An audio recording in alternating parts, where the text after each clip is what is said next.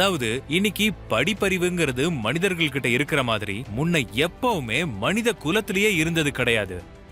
அதாவது இப்ப இருக்கிற சாதாரணமானவங்கன்னு சொல்லக்கூடிய மனிதர்களோட பொது அறிவுங்கிறது முன்ன இருந்தவங்களை விட ரொம்ப அதிகமா இருக்கு. இன்னைக்கு சாதாரணமான மனிதனோட சராசரியான சொத்து எண்ணிக்கைய பார்த்தோம் அப்படின்னா நீங்க நம்ப மாட்டீங்க, 600-700 வருஷத்துக்கு முன்னாடி இருந்த ஜமீன்தார்கள் கிட்ட கூட இவ்வளவு இருந்திருக்காது. முன்காலத்துல இருந்த ராஜாக்கள் மகாராஜாக்கள் இவங்களெல்லாம் பாத்தீங்கன்னா இந்த காலத்து தொழிலதிபர்களுக்கு ஈடாக மாட்டாங்க. இது எல்லாமே நம்ம கிட்ட இருக்கு. ஆனா அப்பவும் உள்ளுக்குள்ள போர்ல குறைவான மக்கள் இறந்து போறாங்க, நோயினால கொஞ்சம் மக்கள் இறந்து போறாங்க, தற்கொலை செஞ்சு பல பேர் இறந்து போறாங்க.